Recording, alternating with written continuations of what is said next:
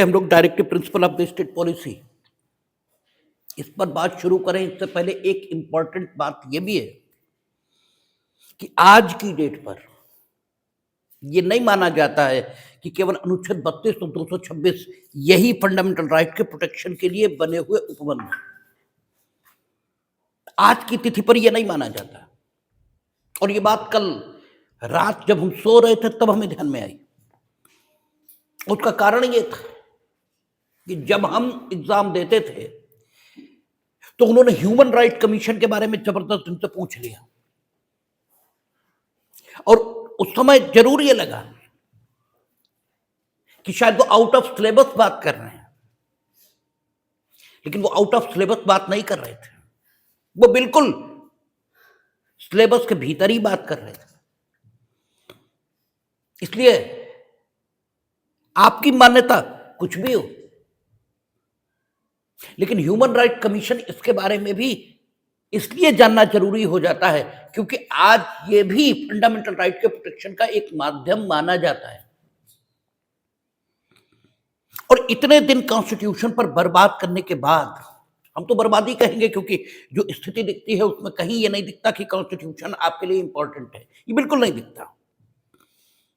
लेकिन ये आपको पता लगेगा किसी दिन यदि आपने कभी मेंस दिया तो कि इसकी क्या इंपॉर्टेंस है, और उस समय आप रोएंगे क्योंकि 50 नंबर का कॉन्स्टिट्यूशन आएगा, 50 नंबर का, और वो कंपल्सरी होगा, उसमें कोई ऑप्शन नहीं होगा। यानी वो अगर नहीं आ रहा तो गए, तब फर्स्ट पेपर आपका बचा 150 नंबर का क्योंकि 200 का होगा, फट से 50 निकल गए। और उसमें जो पूछा जाएगा वो आपको मिलेगा नहीं, ये बिल्कुल तय मानिए। जो किताबें आप पढ़ते हैं उनमें बिल्कुल नहीं मिलेगा, ठीक है, क्योंकि आप तो पढ़ते हैं JN पांडे, आप पढ़ते हैं बावेल, ठीक है, आप ये जो किताबें पढ़ा इनमें वो लाइनें ही नहीं मिलने वाली हैं जो वहां पूछा जाना है, ठीक है। और जो पूछा जाएगा वो जिन किताबों में मिलता है वो आप पढ़ते नहीं, तो 50 नंबर तो फट से गए। अब आप ये समझो कि जब आप 200 में स्कोर करना शुरू करते हो तो 50% स्कोर करना बहुत मुश्किल होता है, ठीक है, क्योंकि हमने 12 मेंस दिए हैं इसलिए मैं मालूम है। 100 नंबर यानी ठीक 50% ये लाना कठिन होता है मेंस में। और आज तक जितने ने भी सिलेक्शन लिए हैं उनके फर्स्ट पेपर में नंबर 100 शायद ही आए हों किसी के। अगर आप पूरा उठाकर देखेंगे तो पूरा उठाकर देखने को मिलता भी नहीं, उस ढंग से प्रकाशित भी नहीं होता, लेकिन आपके जो इर्द गिर्द के लोग होंगे जब आप पता करेंगे तो 100 में 60, वो सॉरी 200 में 100 यानी 50% के बहुत कम लोगों को मिले होंगे 200 में। और अगर 50 निकल गए तो 150 में आपकी क्या हालत होने वाली है ये भली प्रकार समझा जा सकता है। और वहां जो वो पूछेंगे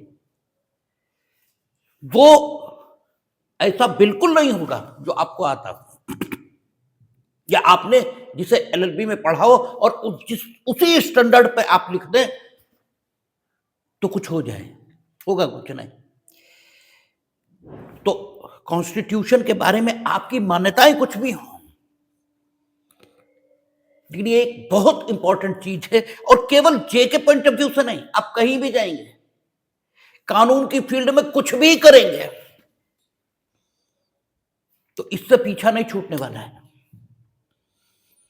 और इसे एक बार पढ़ना चाहिए, और वो भी हमेशा के लिए, हमेशा के लिए मीनिंग देर बाय उसके बाद आप रिवाइज करें, कॉन्सेप्ट आपके क्लियर होने चाहिए, ये स्थिति होनी चाहिए। तो इस बार अब तो काफी किनारे आ गया है मसला, ठीक है। अब तो 2-3 टॉपिक ही बचे हैं इससे, बाकी तो चुनाव आयोग है, राजभाषा है, ठीक है। तो वो आप अपनी एकेडमिक इंटरेस्ट के लिए पढ़ना चाहें तो आप खुद भी पढ़ सकते हैं, उसमें कुछ ऐसा नहीं है जो समझने और समझाने लायक हो। बस मुख्यतः 3 टॉपिक अब बचे, संशोधन, अप्रत्यात्मक दायित्व राज्य का और directive principle of the state policy. तो अब तो काफी किनारे मसला आ गया और पूरी दृढ़ता और जिद पूर्वक इसीलिए हमने इसको किया है कि कोई कोई तो ऐसा होगा जिसे ये जरूरत होगी तो वो कर लेगा। तो आप आज की तिथि पर यह भी माना जाता है कि ह्यूमन राइट कमीशन जो है ये भी फंडामेंटल राइट को प्रोटेक्ट करने का एक तरीका है, ये माना जाता है। उसका कारण ये है कि ह्यूमन राइट कमीशन की स्थापना ह्यूमन राइट एक्ट 1993 इससे हुई है और वहां जो ह्यूमन राइट की डेफिनेशन दी है उसकी धारा 2 है, उसमें जो ह्यूमन राइट की डेफिनेशन दी है उस डेफिनेशन में उन्होंने ये कहा है कि कॉन्स्टिट्यूशन ऑफ इंडिया में जो फंडामेंटल राइट्स वो और ऐसी अंतरराष्ट्रीय कोवेनेंट, ठीक है, 1966 में 2 अंतरराष्ट्रीय प्रसंविधाओं पर भारत ने हस्ताक्षर किए। एक कहलाता है इंटरनेशनल कोवेनेंट ऑफ, ठीक है, on civil and political rights और दूसरा कहलाता है सोशल एंड कल्चरल राइट्स। उन दोनों पर हस्ताक्षर किए। तो 1993 में जब अधिनियम बनाया मूल अधिकारों की रक्षार्थ, मूल अधिकार कह रहा है मानव अधिकारों की रक्षार्थ, तो उसकी धारा 2 में उन्होंने ये लिखा कि भारत में मानव अधिकारों का अर्थ समझा जाएगा मूल अधिकार जो भाग 3 में दिए गए और वो अंतरराष्ट्रीय प्रसंविधाएं हैं जिन पर भारत ने हस्ताक्षर किए, यानी उनमें जो अधिकार दिए गए वे प्लस मूल अधिकार जो कि भारत में न्यायालयों द्वारा प्रवर्तन के योग्य होंगे। ठीक है, इसका मतलब ह्यूमन राइट कमीशन जो कि ह्यूमन राइट एक्ट 1993 में गठित होगा वो भी भारत में मूल अधिकारों की रक्षा के लिए काम करेगा। ठीक है ना, तो मशीनरी कितनी हो गई? 3। ठीक है, एक अनुच्छेद 32 उसके अंतर्गत आप सुप्रीम कोर्ट जा सकते हैं, दूसरा अनुच्छेद 226 जो उसके अंतर्गत उच्च न्यायालय आप मूव कर सकते हैं फंडामेंटल राइट के प्रोटेक्शन के लिए, साथ ही साथ फॉर एनी अदर पर्पज। और तीसरा आप ह्यूमन राइट कमीशन को कंप्लेंट भेज सकते हैं। ठीक है, और फिर वो क्या कर सकते हैं ये धारा 12 में बताया गया। और ये भी खूब पूछा जाता है कि ह्यूमन राइट कमीशन के जो कार्य हैं,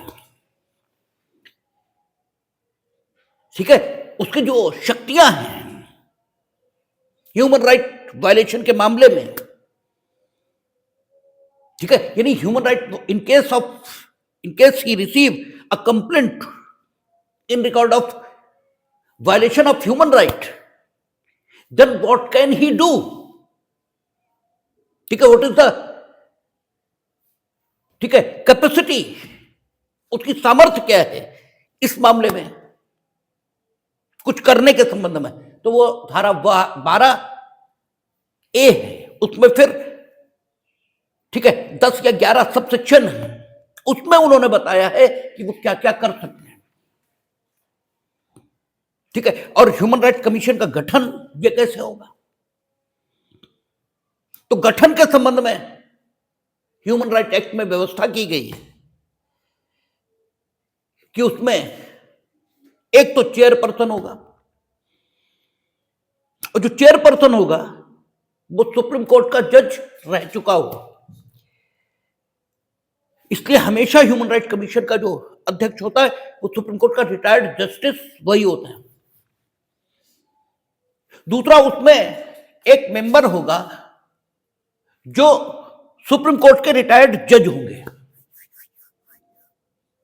ठीक है ना, यानी अध्यक्ष भी सुप्रीम कोर्ट का जज, मेंबर भी एक सुप्रीम कोर्ट का जज। और तीसरा, उसमें एक और मेंबर होंगे जो किसी हाई कोर्ट के चीफ जस्टिस ये रहे होंगे। ठीक है, फिर उसमें 2 और मेंबर होंगे, ठीक है, जो कि या तो मानव अधिकार इस विषय का पर्याप्त एकेडमिक ज्ञान, उसमें शब्द प्रयोग किया, या तो उन्हें नॉलेज होगी या प्रैक्टिकल एक्सपीरियंस होगा, क्योंकि एक्ट बनाने वाले आपकी तरह मूर्ख नहीं होते। आप तो डिग्री को बड़ा महत्व देते हैं, ठीक है ना, कि जिसके पास डिग्री नहीं उससे तो आप पढ़ाई लिखा मानने को तैयार नहीं है। जबकि डिग्री कैसे हासिल होती है आपको खुद से पता है कि आपको वो डिग्रियां नहीं मिलनी चाहिए थी जो आपको मिली हैं। और वो आपको क्यों, हम अपनी बात कर रहे, हमें भी वो डिग्रियां नहीं मिलनी चाहिए थी उस समय जिस समय वो हमें मिल गई। तो डिग्री कितनी योग्यता देती है इसका आकलन करने के लिए दूसरों को देखने की जरूरत ही नहीं है। ये तो खुद से और खुद को देखकर आकलन करने योग्य विषय है। क्या खुद का आकलन खुद ही कर सकते हैं, अपने को देख लीजिए, आपको पता लग जाएगा कि डिग्री और योग्यता के बीच कितना संबंध है। लेकिन हां, यह भी ठीक है कि रेयरली डिग्री और योग्यता इसके बीच संबंध होता भी है। ठीक है, ये ऐसा भी नहीं कि कभी नहीं होता, लेकिन बहुत रेयर है, विरल से विरलतम है। इवन जो टॉप कर रहे हैं, ठीक है, वो भी उतनी योग्यता नहीं रखते जितनी टॉपर को रखनी चाहिए। उनकी योग्यता की तुलना आपसे नहीं होगी, या उनकी योग्यता की तुलना हमसे नहीं होगी। ठीक है, you are claiming that I am a topper, तो फिर टॉपर की जो योग्यता होनी चाहिए, ठीक है, उससे आपकी तुलना होगी ना, तो उतनी योग्यता तो वो भी नहीं रखते। तो ये बड़ा रेयर है कि आदमी योग्य हो और तब वो डिग्री धारित करता हो। तो डिग्री और योग्यता के बीच कोई संबंध नहीं है। प्रैक्टिकल नॉलेज ये भी विषय का उतना ही ज्ञान देती है, और बल्कि उससे ज्यादा और उससे बेहतर देती है।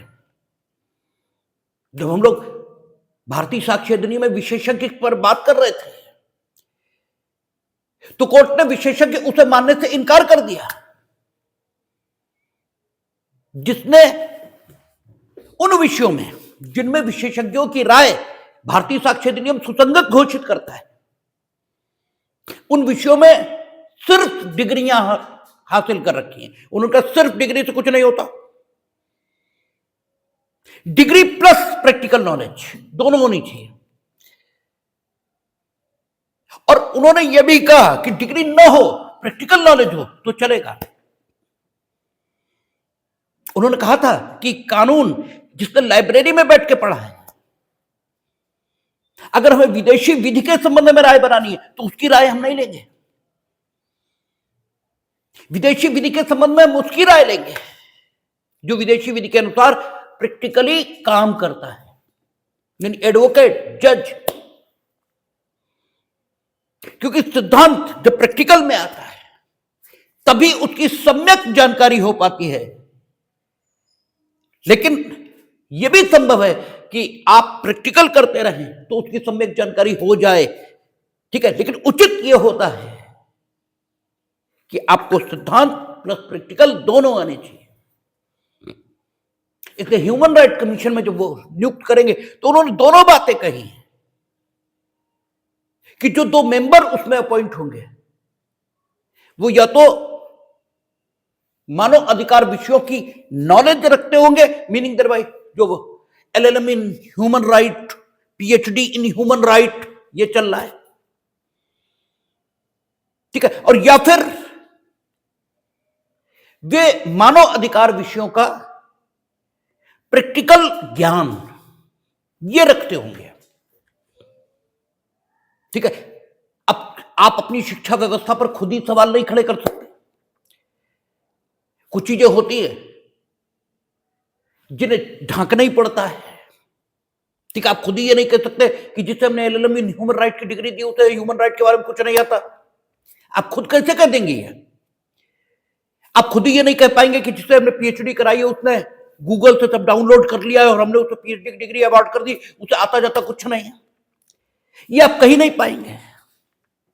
इसलिए आपका, और चूंकि सच्चाई लगभग इसी के निकट है कि उन्हें कुछ नहीं आता। और ये मेरे कहने का विषय नहीं है, ये तो आप रोज अपनी क्लासेस में अनुभव करते हैं कि उन्हें कुछ नहीं आ रहा है, आता जाता है। बेकार की बात कर रहे हैं। ठीक है, तो उन्होंने कहा है कि ह्यूमन राइट कमीशन के जो 2 सदस्य होंगे वो या तो प्रैक्टिकल नॉलेज रखते होंगे, ठीक है, और या फिर उन्हें पर्याप्त ज्ञान मानव अधिकार विषयों का होना चाहिए।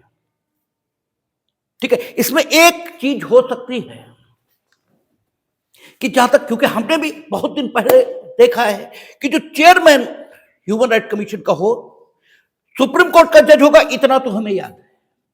हो सकता है सुप्रीम कोर्ट का पूर्व मुख्य न्यायाधीश ये लिखा हो, तो वो आप अपना उतना चेक कर लें। हाँ, सुप्रीम कोर्ट के एक जज उसके मेंबर भी होंगे, हाई कोर्ट के चीफ जस्टिस उसके मेंबर होंगे, और 2 ये होंगे, इतना तय। उसके चेयरमैन भूतपूर्व मुख्य न्यायमूर्ति हाई कोर्ट वो सुप्रीम कोर्ट के होंगे या सिर्फ सुप्रीम कोर्ट के जस्टिस होंगे, ये थोड़ा आप देख लेंगे। मेरा काम आपको कंफर्म बताना नहीं, बल्कि आपको यह बताना है कि ये चीजें आपको देखनी चाहिए। बाकी उन चीजों को देखने के बहुत सारे माध्यम आज उपलब्ध हैं, आप आराम से देख सकते हैं। एआई है, गूगल है, अब तो डिक्शनरी की जरूरत खत्म है। 1 मिनट में एआई पे डालिए, 1 मिनट में वो अर्थ बताता है सारी चीजों के। तो अब तो कहीं कोई कठिनाई बची नहीं।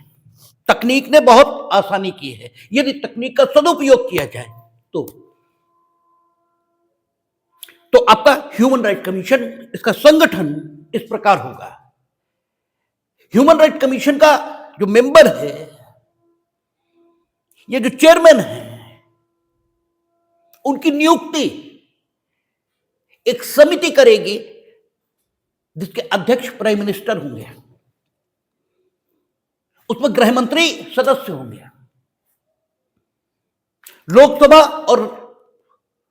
लोकसभा के जो अध्यक्ष और राज्यसभा के जो उपसभापति हैं, उपराष्ट्रपति क्योंकि उसके सभापति होते हैं, तो राज्यसभा का जो उपसभापति है, और साथ ही साथ लोकसभा और राज्यसभा में जो विपक्ष के नेता हैं, वे भी उसके सदस्य होंगे। और ये लोग इनकी नियुक्तियां करेंगे।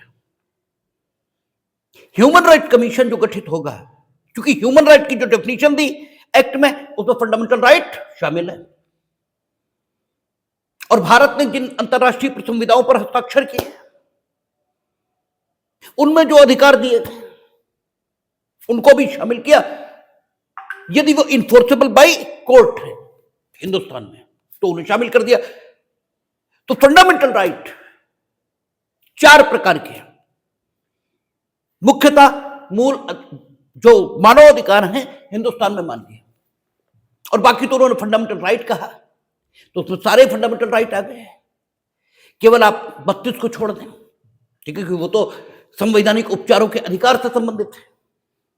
ठीक है, तो अगर ह्यूमन राइट वायलेशन की कोई शिकायत, यानी फंडामेंटल राइट के वायलेशन की कोई शिकायत, ये भी कहा जा सकता है ना, क्योंकि ह्यूमन राइट और फंडामेंटल राइट में कोई डिस्टिंक्शन, कोई भेद उन्होंने किया नहीं। तो आप ये भी कह सकते हैं कि अगर ह्यूमन राइट वायलेशन की कोई शिकायत ये ह्यूमन राइट कमीशन को मिलती है, तो वो उसकी जांच कर सकते हैं, और जांच में जो उनकी शक्तियां हैं वो सिविल न्यायालय जैसी है। ठीक है, यानी वो किसी साक्षी को आहूत कर सकते हैं, किसी व्यक्ति से ये कह सकते हैं कि आपके कब्जे में जो दस्तावेज है, ये जो इलेक्ट्रॉनिक अभिलेख है, वो सब मेरे समक्ष प्रस्तुत करिए। वो किसी भी विभाग या किसी भी प्राधिकारी के कब्जे में जो सरकारी कागजात हैं उनको पेश करने की अपेक्षा अपने समक्ष ये कर सकते हैं। अपने समक्ष शपथ पत्र पर साक्ष्य ये ले सकते हैं। हम लोगों ने एविडेंस एक्ट पढ़ा है, उसमें कहा कि शपथ पत्रों को एविडेंस एक्ट तब तक लागू नहीं होता जब तक कि विधि कुछ अन्यथा उपबंधित न कर दे। यानी कानून ये भी कह सकता है कि एफिडेविट पर साक्ष्य लिया जा सकता है, तो यहां कानून कह रहा है कि दे में, ठीक है, टेक द एविडेंस बाया एफिडेविट, शपथ पत्रों पर साक्ष्य ये भी ले सकते हैं और वे न्यायालय समझे जाएंगे। किसके लिए? आईपीसी की उन धाराओं के लिए जो कल हम लोगों ने पढ़ी, 206, 207, 208, 209, इनके लिए वो न्यायालय समझे जाएंगे। पूर्व की आईपीसी की बात करें तो 172, 73, 74, ये सारी। अर्थात अगर उन्होंने कुछ मांगा और आपने उन्हें नहीं दिया तो क्या होगा? आपके विरुद्ध उपरोक्त धाराओं में दंड दिए जाने के लिए वो परिवाद, ठीक है ना, सक्षम न्यायालय में प्रस्तुत कर सकेंगे, क्योंकि उन धाराओं के बारे में आपको बताया था कि जिस लोक सेवक के विधिपूर्ण प्राधिकार का आप अपमान करेंगे, वो लोक सेवक या वो जिसका अधीनस्थ है, वो स्वयं धारा 195 सीआरपीसी और 215 बीएनएस उसकी प्रक्रिया के मुताबिक परिवाद प्रस्तुत कर सकता है और आपके विरुद्ध दंडात्मक कार्रवाई की जा सकती है। इसके अलावा, ठीक है, वे 195 सीआरपीसी या 215 सीआरपीसी के लिए न्यायालय ये माने जाएंगे, क्योंकि नहीं माने जाएंगे तो फिर परिवाद कैसे प्रस्तुत करेंगे? ठीक है, वो जो 345 सीआरपीसी थी जिसमें ये कहता था, 345 का अब तो सेक्शन बीएनएस में बदल गया होगा, जिसमें वो कहता था कि अगर किसी न्यायालय की दृश्य गोचरता में आप उसका अवमान करते हैं, दृश्य गोचरता यानी जहां तक उसकी दृष्टि जा रही है, तो 345 में संक्षिप्त कार्यवाही करके आपको दंडित कर सकता है वो न्यायालय। 7 दिन शायद कारावास था वहां की, 7 दिन की सजा दे सकता है, तो वो भी वो कर सकेंगे। और आपको जब 344, 345 ये चीजें हम बता रहे थे, तब हमने आपसे ये कहा था कि अगर लगता है न्यायालय को ऐसा कि आपने जो गलती की उसके लिए इतनी ही सजा देना पर्याप्त होगा जितनी वहां लिखी है, यानी 7 दिन, 2 दिन, 3 दिन, जो भी लिखी है वहां, तो न्यायालय उन धाराओं में कार्रवाई करेगा। अदरवाइज अगर न्यायालय को लगता है कि आपकी गलती इतनी बड़ी है कि इतने दंड से काम नहीं चलेगा, तो फिर वो 172, 173 जो बीएनएस आईपीसी की धाराएं थी, जो 206, 207, ये जो धाराएं हैं वर्तमान में बीएनएस की, इनमें कार्रवाई करेगा। तो आप देख रहे हैं ह्यूमन राइट कमीशन की जो शक्तियां हैं वो बहुत बढ़ी हुई हैं, ठीक है, और उसके जो काम हैं वो क्या क्या करेगा उसकी एक लिस्ट दी गई है धारा 12 में, ठीक है, 12A 1, 2 ऐसे करके है। उसमें वो कहता है कि इन्वेस्टिगेशन करेगा अगर उसे कोई इंफॉर्मेशन मिलती है। इसके अलावा वो ह्यूमन राइट वायलेशन संबंधी किसी भी मामले में, और ह्यूमन राइट फंडामेंटल राइट का वायलेशन माना जाएगा, ऐसे किसी भी मामले में वो उच्च न्यायालय और उच्चतम न्यायालय के समक्ष स्वयं आवेदक हो सकता है, ठीक है, स्वयं आवेदक हो सकता है कि मतलब उसके बाद लोकस स्टैंडाई, सुनवाई का अधिकार है। कोई जरूरी नहीं कि व्यक्ति ही जाए, वो स्वयं जा सकता है। और कोई मामला अगर चल रहा है फंडामेंटल राइट के वायलेशन का, meaning thereby human right के वायलेशन का, तो जाकर के उसमें पार्टी बनने के लिए आवेदन कर सकता है। वो विभिन्न विधियों का अध्ययन करेगा और यह देखेगा कि इन विधियों के प्रवर्तन से क्या फंडामेंटल राइट अर्थात ह्यूमन राइट्स को नुकसान हो सकता है, यदि हां तो वह संबंधित सरकारों को सुझाव देगा कि इनमें क्या सुधार किए जाएं ताकि ये असंवैधानिक यानी फंडामेंटल राइट के विरोध में न रहें। पोटा के सॉरी टाडा के संबंध में ह्यूमन राइट कमीशन की ऐसी अनुशंसाएं, ऐसी सिफारिशें आई भी थी। इसके अलावा वो ह्यूमन राइट लिटरेसी इसको प्रमोट करेगा, ठीक है, मानव अधिकार के संबंध में जागरूकता और साक्षरता ये बढ़ाएगा। और ह्यूमन राइट का मतलब फंडामेंटल राइट, ठीक है, उसके लिए सेमिनार, उसके लिए अखबारों में लेख लिखना या जो कुछ किया जा सकता है वो सारा कुछ करेगा। ह्यूमन राइट के क्षेत्र में काम करने के लिए एनजीओ इनको प्रोत्साहित करेगा। ऐसे करके 10 या 12 काम उसके दिए गए और वो ह्यूमन राइट के उस प्रोटेक्शन के लिए करेगा, तो ऑटोमेटिकली फंडामेंटल राइट के प्रोटेक्शन के लिए होगा ही होगा। और जब कभी उसे इन्वेस्टिगेशन के लिए कोई शिकायत मिलेगी तो सबसे पहले वो इस बात की जांच करेगा कि शिकायत क्या उस विषय के संबंध में है जिसमें उसे अधिकारिता है। अगर नहीं है तो बात खत्म हो गई। दूसरा, इस बात को देखेगा कि शिकायत जिस बात के संबंध में है उस बात के संबंध में शिकायत उस बात के होने अर्थात वाद कारण, ठीक है, या शिकायत का कारण, क्योंकि वाद तो नहीं करना चाहिए क्योंकि वाद है ही नहीं, शिकायत का कारण जो पैदा हुआ था उससे 1 साल के भीतर शिकायत की गई है या नहीं। अगर 1 साल के भीतर नहीं की गई है तो फिर उस शिकायत पर सुनवाई वो नहीं कर सकता। यानी लिमिटेशन ह्यूमन राइट कमीशन के संबंध में, ये ह्यूमन राइट कमीशन के समक्ष शिकायत करने के लिए कितनी है? 1 वर्ष। 1 वर्ष तक की गई शिकायत का, ठीक है, शिकायत की वो जांच ये कर सकता है। और जब जांच करेगा उस समय स्टेट और सेंट्रल की जितनी जांच एजेंसियां हैं, whether they are CBI, police, CID, कोई हो, ठीक है, सबका उपयोग वो कर सकता है।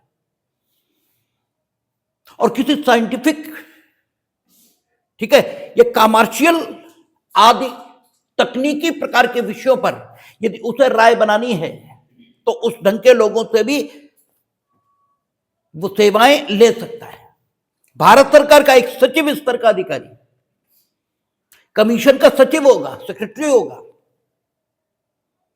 ठीक है, ये सारी बातें ह्यूमन राइट कमीशन एक्ट में लिखी हुई हैं। और जब किसी कंप्लेंट की वो जांच करेगा तो अगर उसे ये लगता है कि वाकई ह्यूमन राइट का वायलेशन हुआ है तो वो क्या करेगा कि अपनी रिकमेंडेशन संबंधित सरकार और संबंधित अधिकारी को भेजेगा।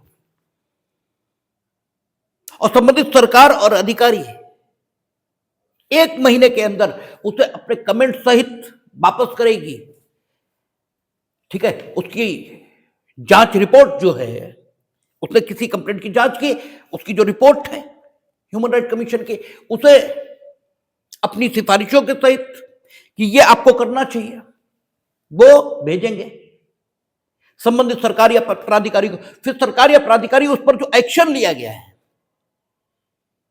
उस एक्शन की जानकारी के सहित ये रिपोर्ट 1 महीने के अंदर उन्हें वापस भेजेंगे।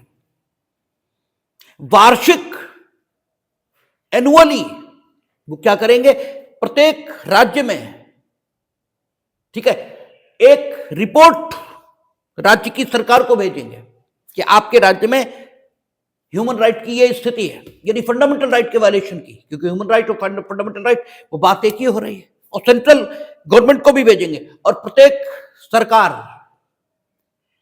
विधानमंडलों के समक्ष, शायद केंद्र को नहीं भेजेंगे, शायद राज्यों को ही भेजेंगे, ये सब आप चेक कर रहे हैं, ठीक है। प्रत्येक राज्य की सरकार उसे विधानमंडल के दोनों सदनों, यदि 2 सदन नहीं है तो जितने सदन है उनके समक्ष रखवाएगी और यह भी बताएगी विधानमंडल को कि उसने क्या कार्यवाही की।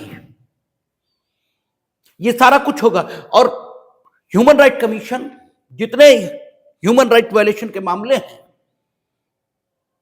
वो, ठीक है, और उसने जो कार्यवाही की उन सारी शिकायतों पर वो और संबंधित सरकारों ने जो कुछ किया उसकी रिपोर्ट्स पर वो सब साल में एक बार प्रकाशित करेंगे। और एनुअल रिपोर्ट के अतिरिक्त अगर कोई विशेष मामला ह्यूमन राइट वायलेशन का हो जाता है तो उसे भी वो उसके लिए स्पेशल रिपोर्ट संबंधित सरकार को भेजेंगे। ठीक है, आपका ह्यूमन राइट वायलेशन के मामले में अरुणाचल प्रदेश में जब चकमा विद्रोहियों को वहां के लोकल रेजिडेंट बिना विधि द्वारा स्थापित प्रक्रिया के बाहर कर रहे थे, चकमा विद्रोही, ठीक है, बांग्लादेश से आए हुए अवैध बांग्लादेशी थे जो अरुणाचल प्रदेश में रह रहे थे, वहां लोकल लोगों का विद्रोह हुआ, लोकल लोग उन सबको भगा रहे थे वहां से, क्योंकि जब भी कोई यहां रहने लगेगा तो संसाधन तो यहीं के बांटेगा। ठीक है भाई, संसाधन तो यहीं के बांटेगा। एक रोटी है तो वो छीनेंगे उसे, तो वहां के लोकल लोगों ने उन्हें भगाना शुरू किया था। इस बात को लेकर human right commission supreme court गया और सुप्रीम कोर्ट ने अनुच्छेद 21 का हवाला देते हुए कहा कि भारत की धरती पर सबको उपलब्ध है, इसलिए बिना विधि द्वारा स्थापित प्रक्रिया के वहां नहीं भगाया जाएगा। हालांकि हम बहुत सहमत नहीं है इस बात से, क्योंकि हम नेशनलिस्ट हैं और नेशनलिस्ट होना बहुत अच्छी बात नहीं होती है। ठीक है, ये खूब समझ लीजिए। देखिए, आदमी का जो व्यक्तित्व है उसके अलग अलग आदर्श हैं। ठीक, कहते हैं ना कि सबसे पहले आदमी जब दुनिया में आता है तब वो अपने से आगे सोचता ही नहीं, अर्थात वो खुद परस्त होता है। ठीक है, अपनी ही चिंता करता है, अपने अलावा किसी की चिंता नहीं करता। और जब आदमी ऐसा होता तो वो जानवर होता है, क्योंकि जानवर भी अपनी ही चिंता करता है। आप जानवर को भी देखेंगे तो जानवर अपने बच्चे को उतना ही प्यार करता है जितना आप करते हैं, लेकिन वो अपने बच्चे से भी अपना खाना नहीं बांटता। बस इतने मामले में आप उससे भिन्न होते हैं। उसका बच्चा भी अगर उसका खाना खाने लगे तो वो उसे हटा देता है, खाता खुद है। तो अगर आप अपने से आगे नहीं सोच पाते तो बेसिकली आप में और जानवर में कोई फर्क नहीं है। फिर आदमी थोड़ी उन्नति करता है और उन्नति करके वो कौम परस्त हो जाता है। ठीक है, कि हम, और कौम का मतलब आपकी जाति ही नहीं है। हम शाहजहांपुर के निवासी हैं, इसलिए शाहजहांपुर के लोगों के पक्ष में रहेंगे। हम अमुक मोहल्ले के निवासी हैं, ये भी कौम परस्ती है। ठीक है ना, आगे नहीं सोचता। ठीक है, तो ये विकास की दूसरी अवस्था है। फिर तीसरी अवस्था शुरू होती है। ठीक है, आदमी वतन परस्त हो जाता है, नेशनलिस्ट हो जाता है। ठीक है, नेशनलिस्ट होना अच्छी बात नहीं है, लेकिन शासक को नेशनलिस्ट ही होना चाहिए। ठीक है, शासक अगर नेशनलिस्ट नहीं होगा तो क्या होगा कि दूसरे देश आप पर आक्रमण करके यहां अपनी सत्ता स्थापित कर लेंगे। आपको अगर शासन करना है तो यू मस्ट बी नेशनलिस्ट। ठीक है, अशोक जो बौद्ध धर्म के संस्थापक हैं, ठीक है, आप बुद्धिज्म से प्रभावित हो गए तो शासन छोड़ दीजिए। अगर आप शासन करेंगे, ठीक है, तो आपको तो ईश्वर सब में दिखाई देगा। ठीक है, आप तो ये कहेंगे कि हम शासन करें या कोई बाहर से आया हुआ शासन करे, फर्क क्या है? ईश्वर हम में भी है, ईश्वर उसमें भी है। ठीक है, लेकिन आप इस धारणा के हो सकते हैं, आपने अपने अंदर बैठे ईश्वर को पहचान लिया है, लेकिन जो सत्ता कर शासन चलाने आएगा उसने अपने अंदर बैठे ईश्वर को नहीं पहचाना है, न उसने आपके देश के निवासियों के अंदर बैठे ईश्वर को पहचाना है। ठीक है, वो उन पर अत्याचार करेगा। इसलिए शासक इसे नेशनलिस्ट होना चाहिए। और अशोक के बाद जो उनके उत्तराधिकारी बृहद्रथ बताए जाते हैं, जो इतिहास के विद्यार्थी जानते हैं, तो बृहद्रथ के काल में हूण और शक आक्रमण ये भारत पर हुआ और वो यही कह रहे थे कि फर्क क्या पड़ता है, वो राजा हो जाए हम हो जाए। तब पुष्यमित्र शुंग उठा और उसने बृहद्रथ की हत्या कर दी और शासन टेक ओवर कर लिया और हूणों और शकों से उसने भारत की रक्षा की। ठीक है, तो नेशनलिस्ट होना ये उच्चतम ऊंचाई नहीं है व्यक्तित्व की, लेकिन वही बात हमने कहा कि संत व्यापार नहीं कर सकता और व्यापारी संत नहीं हो सकता। ठीक है ना, अलग अलग जीवन के चरण हैं। आप अगर साधक हैं तो आपको नेशनलिस्ट होना ही चाहिए। ठीक है, फिर और आदमी ऊपर आता है, ठीक है, उसका और विकास होता है, फिर वो इंसानियत परस्त हो जाता है। ठीक है, जिसे जैसे रेड क्रॉस के लोग, ठीक है, ये जो मानवता के प्रति, ठीक है, भाव रखते हैं एक, और फिर आदमी का जो अल्टीमेट विकास होता है तो वो क्या हो जाता है, ईश्वर परस्त हो जाता है। फिर वो भगवान के अलावा कुछ नहीं देखता। ठीक है, तो ये व्यक्तित्व के विकास के चरण हैं। ठीक है, एक ही दम कुछ नहीं हो जाता, एक साथ सब कुछ नहीं हो जाता। तो जो ह्यूमन राइट कमीशन का मामला है, ठीक है, तो आप आज की डेट पर ह्यूमन राइट कमीशन को रिपोर्ट कर सकते हैं और वे इसमें इन्वेस्टिगेट करेंगे और उसमें वे भारत में जितनी इन्वेस्टिगेटिंग एजेंसीज हैं इंक्लूडिंग CID और सारी चीजों की सहायता ये ले सकते हैं और उसके बाद अपनी रिपोर्ट और सारी चीजें वो भेजेंगे। ठीक है, तो अरुणाचल प्रदेश में क्या हुआ उसी की बात कर रहे थे हम लोग। ठीक है, तो अरुणाचल प्रदेश में जो शरणार्थी थे बांग्लादेश के, ठीक है, अवैध ढंग से वहां आकर रहना शुरू कर दिए थे, तो अनुच्छेद 21 चूंकि भारत की धरती पर सबको उपलब्ध है तो उन्हें बिना विधि की प्रक्रिया के निकाला नहीं जा सकता था। लेकिन वहां के लोकल रेजिडेंट चूंकि वहां के संसाधनों पर दबाव वो बना रहे थे, इसलिए वहां के लोकल रेजिडेंट उन्हें निकाल रहे थे। वहां स्टूडेंट मूवमेंट शुरू हुआ था और स्टूडेंट मूवमेंट के बाद वो जो लोकल अथॉरिटीज थी, लोकल पुलिस थी, वो उन्हें पकड़ती नहीं थी क्योंकि वो भी इस बात के समर्थन में थे कि इन्हें भगाना चाहिए। तो human right commission supreme court पहुंचा, हम इस बात के बहुत समर्थक नहीं हैं, ठीक है, लेकिन जो सैद्धांतिक स्थिति है वो तो आपके सामने रखनी पड़ेगी। तो human right commission supreme court पहुंचा था और चूंकि फंडामेंटल राइट के वायलेशन का मामला था जो कि हिंदुस्तान में ह्यूमन राइट एक्ट के आधार पर मानवाधिकार माना जाएगा, उसके वायलेशन का मामला था, इसे सुप्रीम कोर्ट ने उसमें हस्तक्षेप किया और मैंडेमस या जो भी एप्रोप्रिएट रिट थी वो जारी की। तो आज की डेट पर आप देखेंगे तो फंडामेंटल राइट के प्रोटेक्शन के लिए ह्यूमन राइट कमीशन भी बना हुआ है और उसके माध्यम से भी फंडामेंटल राइट का प्रोटेक्शन हो रहा है। तो अनुच्छेद 32, 226 और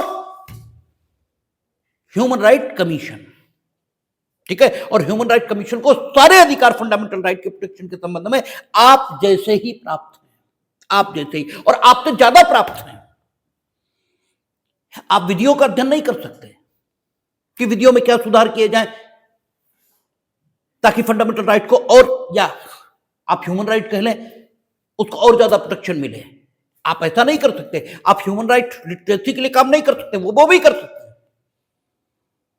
ठीक है। तो आज एक तीसरी चीज ये भी सामने आई है और अगर आप अपनी किताब देखेंगे तो उसमें ह्यूमन राइट कमीशन के बारे में मिल जाएगा और चाहेंगे तो आप उसमें न भी मिले तो गूगल, AI आज इसके संबंध में, ठीक है, बड़े उपयोगी उपकरण हैं, ठीक है। तकनीकी ज्ञान की प्रगति के साथ अगर आपको सिर्फ इतना बता दिया कि तीसरी चीज भी उपलब्ध है तो उसके बारे में जानकारी हासिल कर लेना आपके लिए कतई कठिन नहीं है और मेरा काम सिर्फ इतना ही है कि हम आपको ये बताएं, ठीक है। तो अभी हम लोग बस directive principle of the state policy पर बात शुरू कर रहे हैं। जब हम लोग directive principle of the state policy इस पर बात करनी शुरू करते हैं तो ये तो बड़ी घिसी पिटी सी जानकारी है कि साहब directive principle of the state policy ये आयरलैंड के संविधान से लिए गए हैं। ये तो बड़ी बच्चों जैसी जानकारी है। और अक्सर करके आपसे यह भी पूछा जाता है कि भारत का संविधान जिन दो चट्टानों पर आश्रित समझा जाता है वो कौन सी हैं, तो उसमें fundamental right, directive principle of the state policy, इनका नाम लिया जाता है। और ये कहीं लिखा नहीं है ये उच्चतम न्यायालय ने जो अपने निर्णय किए हैं उनमें यह बात कही है कि directive principle of the state policy और फंडामेंटल राइट ये दो चट्टानें जिन पर भारत का संविधान आश्रित है। और कई जगह यह भी कहा गया है कि preamble, directive principle of the state policy और फंडामेंटल राइट ये तीन चीजें हैं जिन पर भारत का संविधान पूरी तरह आश्रित है। तो ये तो बड़ी बच्चों जैसी जानकारी है। मुख्य बात जो आपसे पूछी जाती है और जिसके बारे में आप हमेशा भ्रम में रहते हैं, कम से कम जब तक एलएलबी करते हैं तब तक तो ये भ्रम खूब कायम रहता है, ठीक है, उसके बाद भी खूब कायम रहता है कि फंडामेंटल राइट और directive principle of the state policy इसके बीच संबंध क्या है, ठीक है। और इसके बीच के संबंध की जैसे ही बात चलती है वैसे ही आप ये बताना शुरू कर देते हैं कि फंडामेंटल राइट ये ज्यादा बड़ी चीज है और directive principle of the state policy ये बहुत छोटी चीज है। आपके कहने का अर्थ यह होता है कि फंडामेंटल राइट का वायलेशन हुआ तो बहुत बड़ी बात हो गई, ठीक है, और directive principle of the state policy इसका वायलेशन हुआ तो कोई बात नहीं, ठीक है। आप हर चीज को छोटे और बड़े के रूप में देखने के आदी हो गए, ठीक है। आप कहते हैं कि फंडामेंटल राइट प्रीवेल करेगा और directive principle of the state policy ये प्रीवेल नहीं करेगी। ये बहुत पुराना व्यू है, ठीक है। आज की स्थिति ये तो 25th कॉन्स्टिट्यूशनल अमेंडमेंट जिससे 31C जोड़ी गई, ठीक है ना, जिससे 31C जोड़ी गई, ठीक है। आज की स्थिति को रिफ्लेक्ट वो 25वां संविधान संशोधन ये करता है और 25वां संविधान संशोधन हम लोग पढ़कर आए हैं। इसीलिए कहते हैं कि एक एक चीज ध्यान में होनी चाहिए, तब चीजों के सही उत्तर ये आते हैं। अदरवाइज आप ये कहते हैं हम तो बहुत लिख के आए, 3 पेज 4 पेज नंबर, ये 2 मिले और 2 मिल गए ज्यादा, वो तो काट के 0 करना चाहिए, क्योंकि आप तो ये लिख कर आए थे ना कि फंडामेंटल राइट प्रीवेल करेगा, जबकि 25th कॉन्स्टिट्यूशनल अमेंडमेंट से स्थिति यह आ गई है कि directive principle of the state policy prevail कर रहा है, ठीक है ना। और जिस समय आप ये लिखकर आते हो उस समय अगर आपको ये बताया जाए कि directive principle of the state policy ये प्रीवेल कर रहा है आज की डेट में, तो आप ये बताओगे, हंसोगे, ठीक है, अपने को बहुत विद्वान मानकर दूसरे को मूर्ख, ठीक है, हंसोगे और कहोगे ये तो गलत बता रहे हैं। और इसीलिए आपको लगता है, कई बार हम देखते हैं स्टूडेंट के प्रोटेस्ट हो रहे होते हैं कि तब सबको फेल कर दिया। कोई आपको फेल क्यों कर देगा? उस एग्जामिनर ने तो आपकी शक्ल भी नहीं देखी, ठीक है, जिसने आपकी कॉपी चेक की है उसने सही मूल्यांकित कर दिया है। अगर सही मूल्यांकन किया जाएगा तो वाकई आप फेल हो जाएंगे,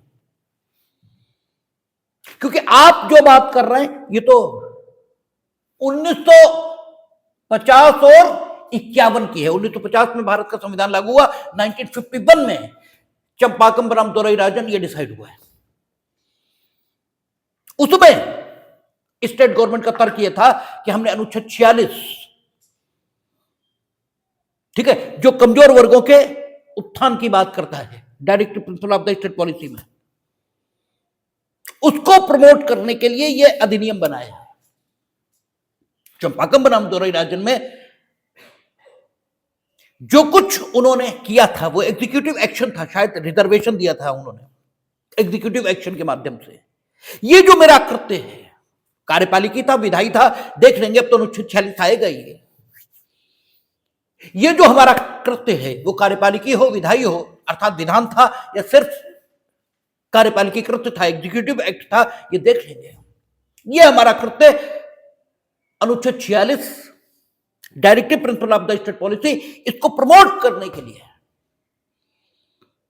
इसलिए ये ठीक है, भले ही किसी फंडामेंटल राइट अर्थात अनुच्छेद 29(2), ठीक है, इसका वायलेशन करता हो, भले ही ऐसी स्थिति हो, भले ही किसी फंडामेंटल राइट का वायलेशन करता हो, लेकिन I have made it to promote the policy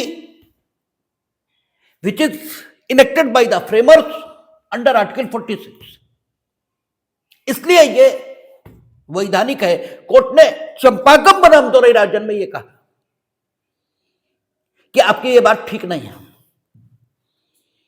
चंपाकम बनाम दोरईराजन के डिसीजन में उन्होंने ये कहा कि फंडामेंटल राइट प्रीवेल करते हैं, अर्थात आप directive principle of the state policy को प्रमोट करने के लिए भी कोई कानून बनाओगे, लेकिन अगर वो फंडामेंटल राइट का विरोध करने लगा तो उस कानून को शून्य माना जाएगा। ठीक है, अगर उसने directive principle of the state policy का विरोध शुरू किया तो विरोध किस मात्रा तक वो कर रहा है, ठीक है ना, इसको हम देखेंगे ही नहीं। बस केवल इतना कि वो फंडामेंटल राइट का विरोध कर रहा है, इसलिए हम उसको शून्य मानेंगे और वो शून्य हो जाएगा। अर्थात फंडामेंटल राइट प्रीवेल कर रहे हैं। Directive principle of the state policy ये फंडामेंटल राइट को किसी भी ढंग से नियंत्रित नहीं कर सकते।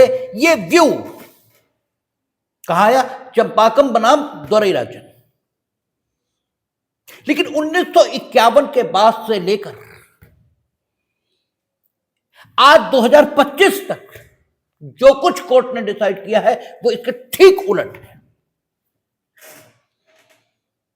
ठीक है, जिसमें सबसे प्रमुख केशवानंद भारती और मिनर्वा मिल, ये दो डिसीजन है। जब आपसे 31C पर चर्चा हो रही थी तब आपको यह बताया गया था कि 25वां संविधान संशोधन किया गया और उसमें यह कहा कि अगर कोई अधिनियम अनुच्छेद 39B और C शायद है या A है, जो भी है, ठीक है, B तो है ही, B के साथ A है या C है, ये ध्यान नहीं, उसमें वर्णित पॉलिसी को प्रमोट करने के लिए बनाया जाएगा कोई अधिनियम, तो अनुच्छेद 14, ठीक है, 19 और 31 उसके संबंध में लागू नहीं होंगे।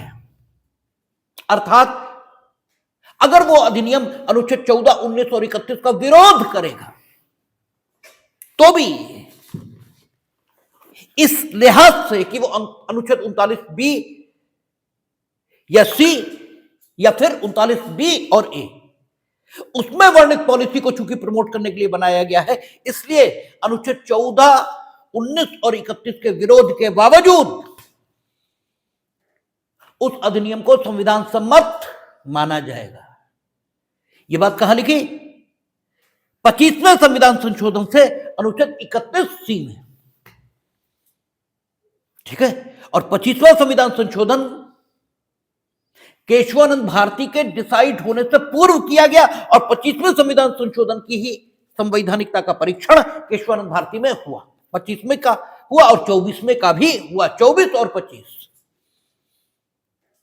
These are the constitutional amendment which are checked by the Supreme Court, ठीक है ना, constitutionally in case of Kesavananda Bharti.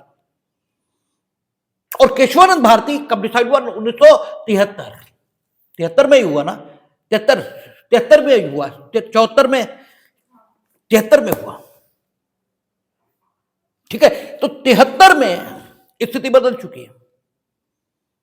ठीक है, 51 से बहुत साल नहीं हुए हैं।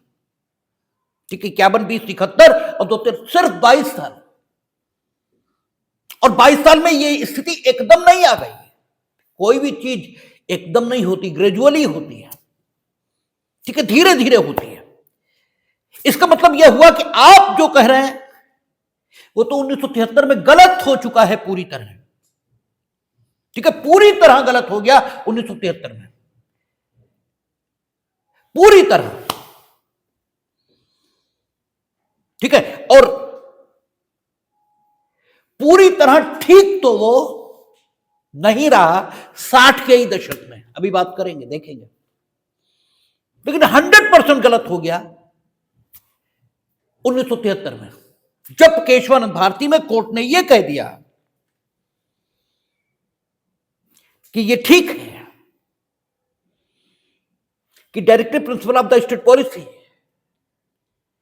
ये न्यायिक तौर पर प्रवर्तन के योग्य नहीं माने गए। ये सही है, लेकिन फिर भी directive principle of the state policy जो अनुच्छेद 39B या C या 39B और A में वर्णित है, वो चूंकि जो समाज का अधिकार है, ठीक है ना, जो पब्लिक इंटरेस्ट है, उसको व्यक्ति के हित पर अधिमान देता है। क्योंकि वहां यह लिखा है कि उत्पादन के साधनों का संकेंद्रण कुछ हाथों में ना हो जाए, राज्य ऐसी व्यवस्था करेगा।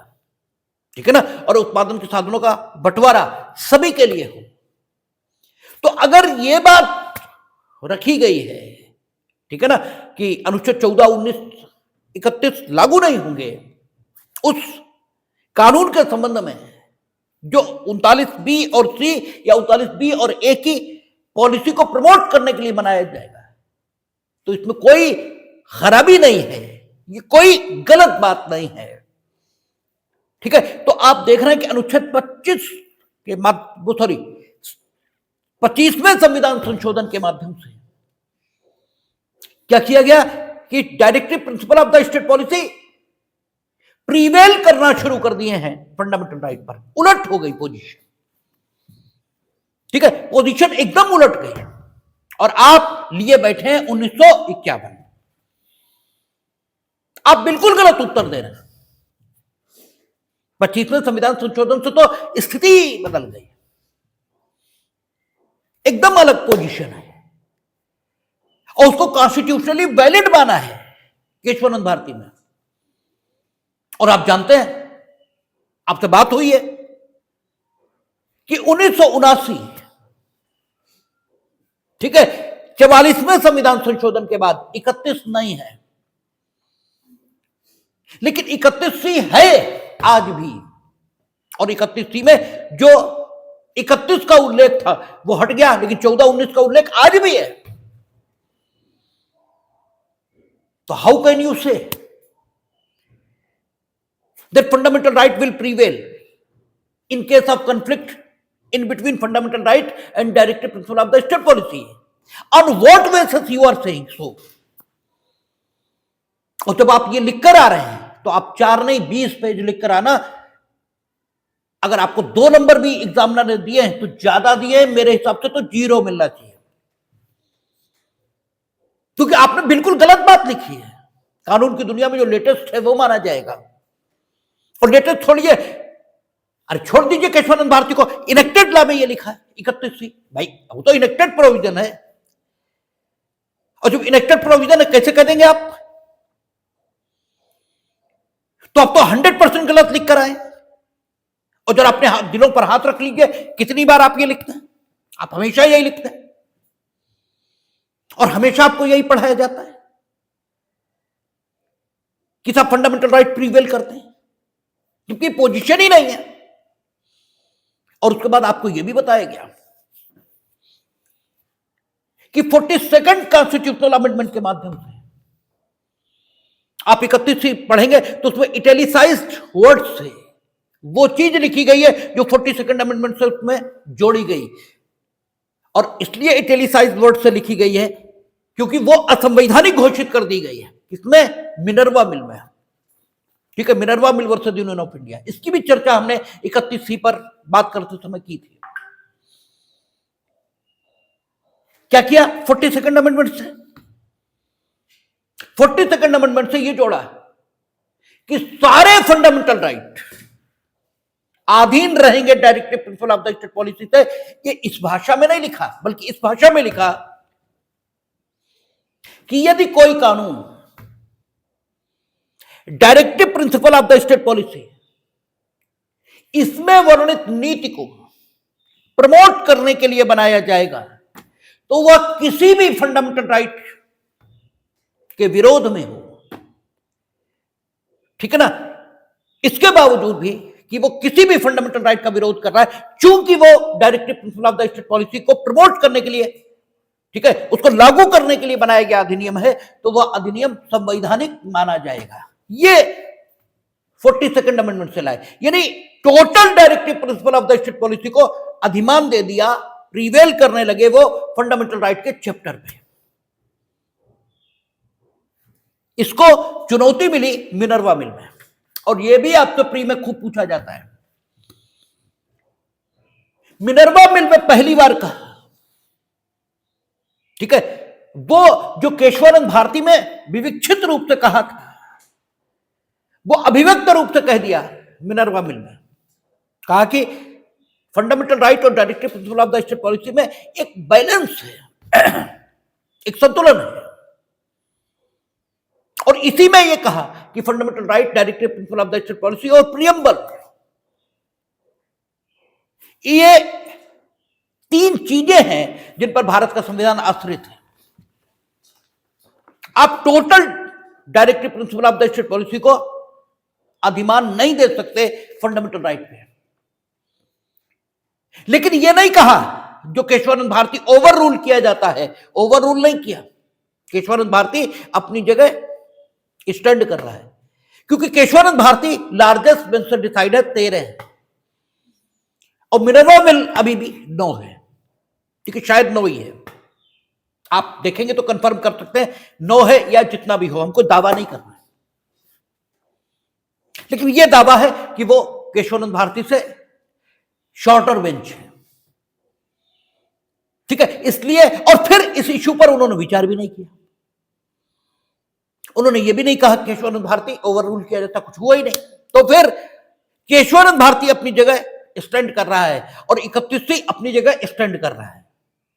तो सैद्धांतिक रूप से भले ही यह न कहा जा सके कि पूरी तरह प्रीवेल करने लगे directive principle of the state policy, लेकिन सैद्धांतिक तौर पर यह जरूर कहा जाएगा कि फंडामेंटल राइट भी प्रीवेल नहीं कर रहे हैं, फंडामेंटल राइट भी प्रीवेल नहीं कर रहे हैं। ठीक है, 39B या 39C या 39A जो भी है, उसे प्रमोट करने के लिए तो अगर कोई कानून बन रहा है तो 14-19 के ऊपर प्रीवेल कर रहा है। और अगर हम 31C की बात न भी करें, ठीक है, अगर हम 31C की बात न भी करें तो भी Ashok Thakur versus union of India जो रिजर्वेशन पर मुकदमा है, ठीक है, और जब नागराज के बाद है, जब नागराज के बाद है उसमें कोर्ट ने कहा है कि fundamental right, directive principle of the state policy, ये दो चीजें, ठीक है ना, ये दो उपकरण हैं जिनके माध्यम से